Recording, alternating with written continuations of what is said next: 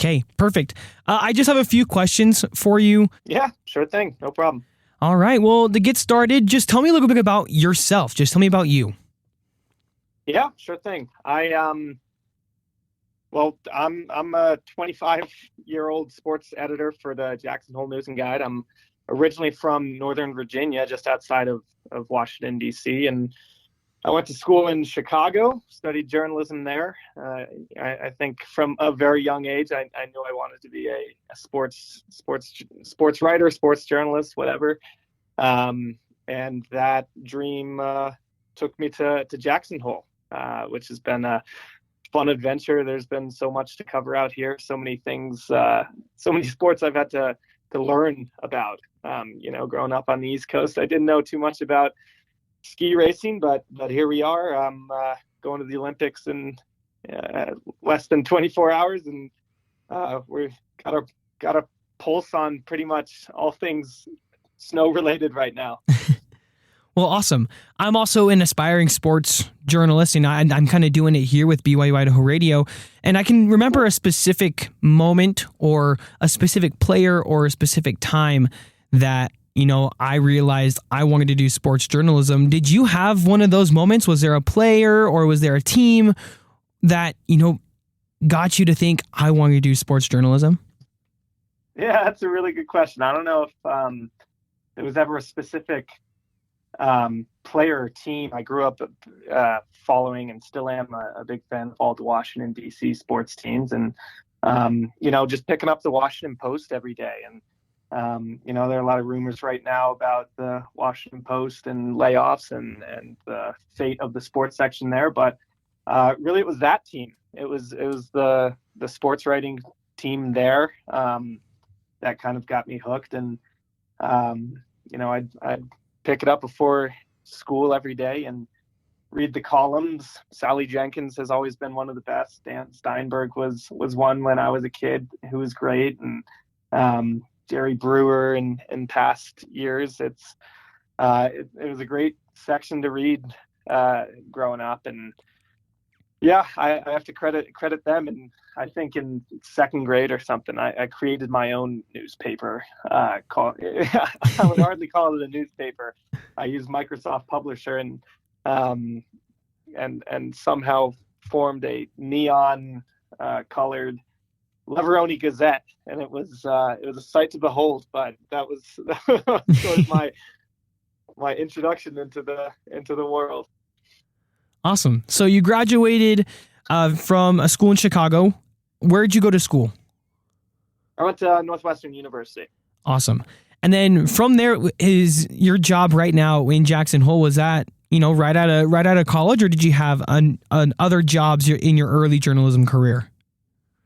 I had a couple while I was in school, sort of internships. I worked for a summer at the Pittsburgh Post-Gazette, which is also folding right now.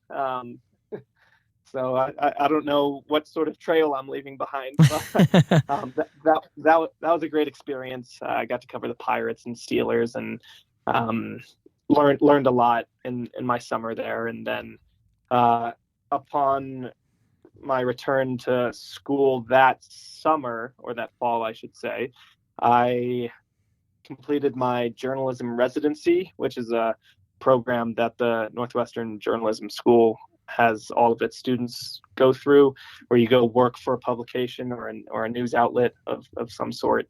And I did mine with the Arlington Daily Herald in Arlington Heights, just suburb of Chicago there. And I covered the Chicago Blackhawks for a little bit. That was also, my first introduction to beat writing and being around that team at morning skate and all the home games at the United Center. That was really cool. And after graduation, I was looking for jobs, applying pretty much everywhere. And I had a friend from Jackson Hole who went to Northwestern with me, and I knew the town through her and sort of checked out what they had here and found a job, applied, interviewed, got it, and now we're here. Yeah. So tell me about your time working in sports journalism in Jackson Hole. Yeah, like I said at the top, it's been a lot of learning. I grew up around team sports.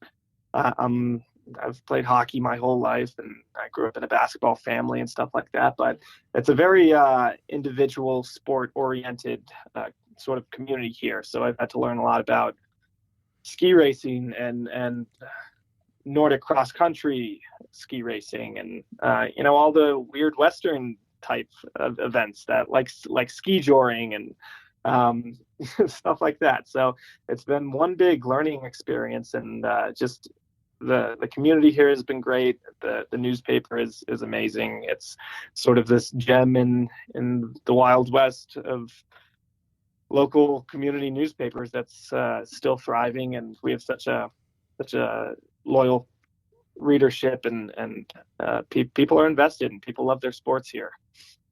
Absolutely. So when we first started, you said, you're less than 24 hours away from heading over to the Olympics in Italy. So tell me, just what are you feeling, knowing that you're headed to Italy to cover the Winter Olympics, which is, one of the largest sporting events in the world. How are you feeling? Yeah. Overwhelmed. Overwhelmed with a lot of emotions. Just on a very basic level, just trying to figure out all the logistics ahead of time has been pretty crazy. I'll be spending time in 4 different locations while I'm out there. So trying to figure out the trains and buses and however I'm going to get to the different clusters to watch our athletes. But also I feel such a sense of gratitude toward the newspaper here for giving me this opportunity. And I mean, it's a lifelong dream of mine. I understand that in this business, it normally takes a decade plus before you go out and cover the Olympics. But credit to the athletes here from Jackson Hole and Teton County. If it weren't for them, I wouldn't be able to go and do this. So I'm very grateful and very overwhelmed. For sure. So tell me a little bit about the Olympians that you'll be covering, that you'll be watching closely. Yeah, I think the most intriguing storyline that we have right now is Anna Gibson. She's a 26-year-old who born and raised in Teton Village here in Jackson Hole. And she's excelled at a number of different sports growing up. She attended Jackson Hole High School, and she was a cross country runner. She was a track runner. She did Nordic skiing. And then she attended the University of Washington and ran track there as well. After graduation, she went on and pursued a mountain running career. So she's been all over the place. And I sat down and got coffee with her last week, and she said, I've never really said it out loud, but I guess I've always dreamt of being an Olympian. But it always depended what sport, what age I was and what sport I was doing, and the answer would differ. But here we are. She's a ski mountaineer. She sort of got recruited by USA Skimo last summer amidst a really successful mountain running season, and they approached her saying, "Hey, we need your help to qualify the team for the Olympics." And she picked it up. Obviously, she has a skiing background, just growing up here and doing a lot of backcountry skiing. And she competed in the first World Cup of the season in December down at Solitude Mountain Resort in Utah. And her and her mixed team relay partner, Cam Smith from Crested Butte, won the whole race. All they had to do was beat Canada to secure a spot into the Olympics. But they won the whole race. They beat the next closest team by about 50 seconds. Wow. And now they're going to the Olympics. So it's been a wild ride for her. Awesome. Who else will you be covering? Jalen Koff is our freestyle mogul skier. She grew up on the other side of Teton Pass in Alta, Wyoming. Her home hill is Grand Targhee. yeah, this is going to be her third appearance in the Winter Olympics, and she's been pretty dominant in the moguls world for the past even decade or so. So her first Olympics, she showed up as the number one ranked mogul skier in the world. That was 2018, and she placed seventh. She was pretty disappointed with that result and came back, and the support from her community over there on the other side of the pass really sort of lifted her up and changed her perspective. And next time around in 2022 in Beijing, she took home a silver medal in moguls. And last year she put together the greatest American World Cup season in history. She won all three World Cup Crystal Globes for moguls, dual moguls, and overall points.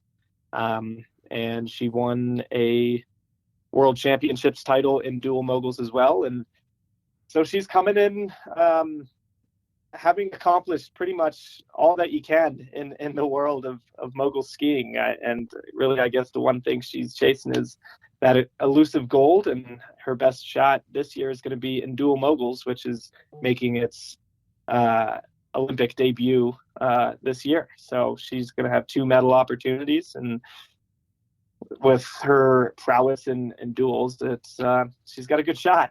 And then our final athlete is Breezy Johnson, a downhiller, and obviously downhill brings in a lot of attention right now. The big storyline is Lindsey Vonn, and if she's going to compete, she said today that she will on a torn ACL. But Breezy's the second-ranked American downhiller, and she grew up here skiing for the Jackson Hole Ski and Snowboard Club, and she appeared in the Olympics in 2018, got seventh, and then she's dealt with a bunch of injuries and a 14-month suspension. And last year she won gold at the World Championships in the downhill and team combined with Michaela Schifrin, and it's been a pretty glorious comeback for her back into the spotlight. And she should definitely be one of the top contenders for a medal in the downhill. And last week she placed third in the Super G in Switzerland at the final World Cup stop before the Olympics. So, with the way she's skiing, she too will be hard charging down the hill for a medal.